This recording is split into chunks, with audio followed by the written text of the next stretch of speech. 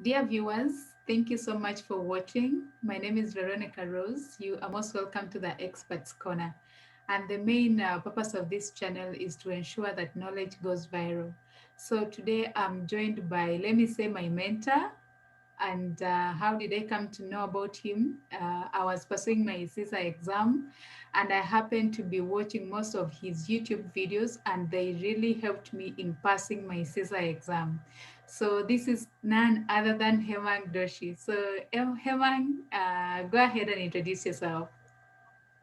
Thank you, Veronica. First of all, it's my privilege to be here, and thanks a lot for giving me this opportunity to interact in your channel. You're doing a great job by enhancing the IT related knowledge to the viewers. Right, about myself, I am basically from India. I work in Mumbai. I work in a private insurance company as a vice president into internal audit department. I have written two books. One is on CISA, that is Certified Information System Auditor, and second one is on CRISC. So that is about basic what say about myself. I do have videos, YouTube videos for CISA as well as CRISC in YouTube. And I would love to guide the aspirant, CISA aspirant and CRISC aspirant. And if they can come to me, I will definitely help to guide them. Oh yeah, thank you. To our viewer, think check Hemang's website is www.cisastudy.com. Right. Yeah, so today's discussion is on third-party risk management, and Hemang is going to give us more knowledge about this. Before we dive deeper into this, Hemang, why is third-party risk management a buzzword in today's global area? Right, you are right. It's a kind of buzzword in today's global area. Reason is that Veronica, in today's world, organization they rely heavily on the third parties. Reason being, they see improved profitability, they see faster time to reach the market, they see competitive advantage, and but obvious decreased cost. However, but to take the advantage of third-party capabilities, organization need to share the data, they need to share their processes, they need to give access to the systems, they need to give right to use of their brand and logo, and this is where the risk rises because all these things giving to a third party it complicates the things, and hence this is the major challenge. Oh yeah, thank you, Hemang. And I would like also to know the kinds of risks that are involved in third-party relationships. Right. There are multiple risks that I see. Major among them is strategic risk and reputation risk. Now, when I say strategic risk, is the risk there strategy of the organization is not aligned with the strategy of the third party. So, for example, I'm giving something to third party, some service, customer services related process to the third party that has been outsourced.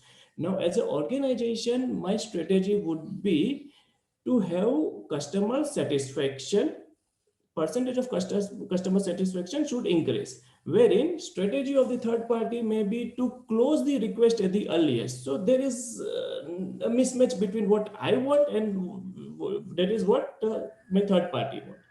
So this risk is not being taken care.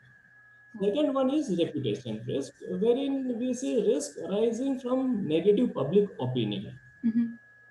Third party relationships that result in dissatisfied customer.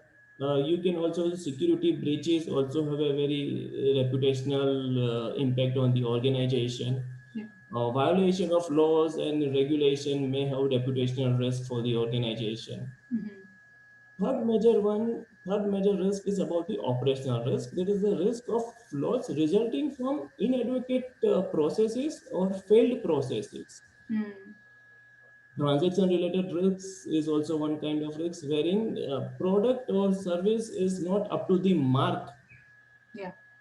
Then important risk is about the compliance risk. Third party may not be adhering to the laws, rules, regulations, Mhm. maybe intentionally. unintentionally. So we don't know. There is a compliance risk over there. Mhm, mhm. Other major risk that what I say is information security risk. Now, the data that I am supposed to protect, at the same time, I need to ensure my third party also take same care and have same control to protect the data of my customer. If they don't, then it will be problem for our organization as well. Last risk that I see is about the business continuity risk.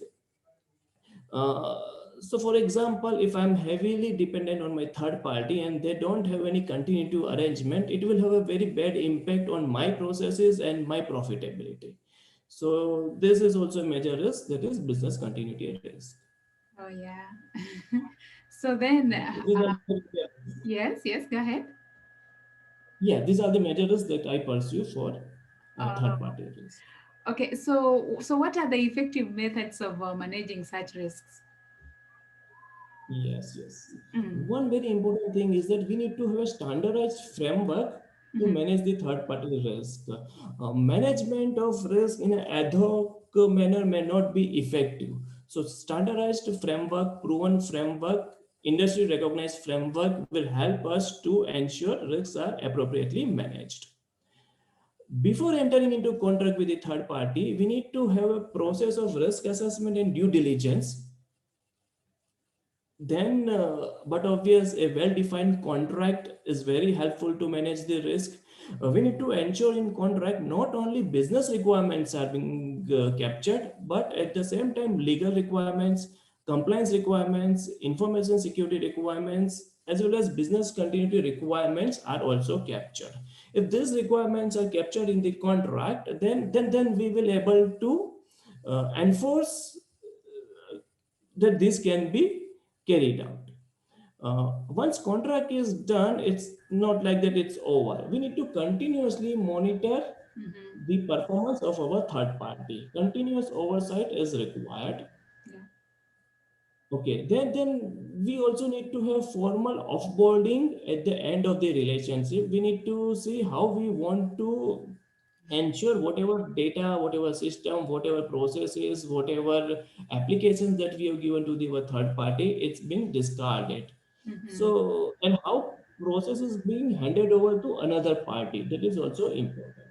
Oh, yeah. Other other point that is neglected is basically involvement of fourth parties. So if you see, generally when we go to audit, we see third party have further outsourced this particular process to a fourth party. As an organization, we are not even aware of this kind of situation. So this is also a major risk wherein fourth parties are being involved. So, as you know, risk flows down all the way to the last supplier in the chain. So, it is key to who they are and how they are managed. So, these are the basic method how this risk can be managed. Oh, yeah. So speaking of frameworks, I had you mention something on frameworks. So why is it important to have a defined framework for managing third-party risks?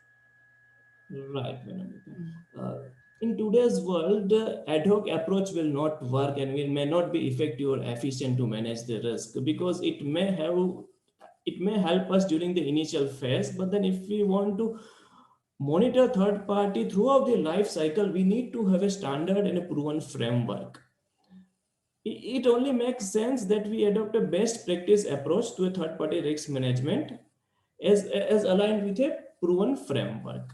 So framework will help us to control and monitor the risk throughout the life cycle of third party association with our organization.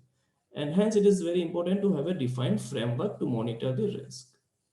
oh, yeah. I agree with that. Then lastly, I would like to ask you, what should a third-party risk management cover? Yeah, framework basically it should cover right from the beginning of the procurement stage of the third party. Yeah. We need to have a process to evaluate various vendors. We need to have a process to score various vendors. Once this process has been completed, next thing is that we need to have due diligence process before entering into contract. Once done due diligence, then a third point is contracting. So as I already told, during contracting we need to ensure everything is covered, our business requirement, our legal requirement, information security requirement, compliance requirement, business continuity requirement. This is very important. So framework should help us to ensure contract is appropriate and up to the mark.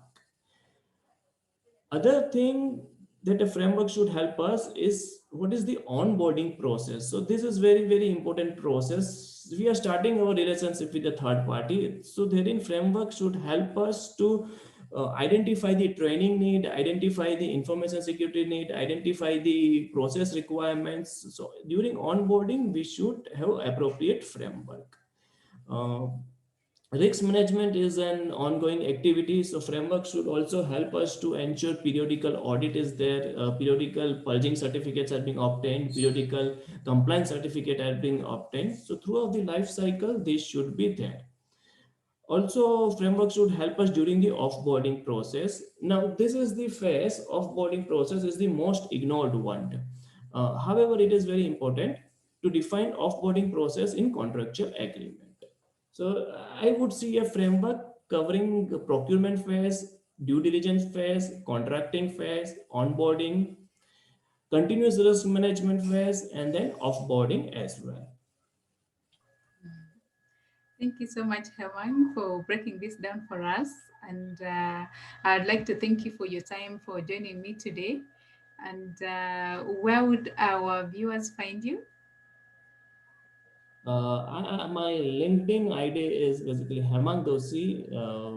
They can find me in LinkedIn, and then Hemang Doshi 99 at yahoo.co.in. Also, they can find it in my email.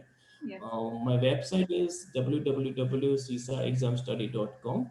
Yeah. There also they can view about CISA material. www.cirrusexamstudy.com. Therein they can find the CIRUS related material. Yeah. Thank you so much, Hemang. And I would like to still thank you for the great job you've done. Your videos have really assisted so many people to pass their CISA and CIRIX exams. So thank you so much for that. Thank you. Yeah. Thanks, Veronica. Yes. And to our viewers, thank you so much for watching. Subscribe to this channel so that you don't miss out on more of the upcoming sessions. Thank you for watching.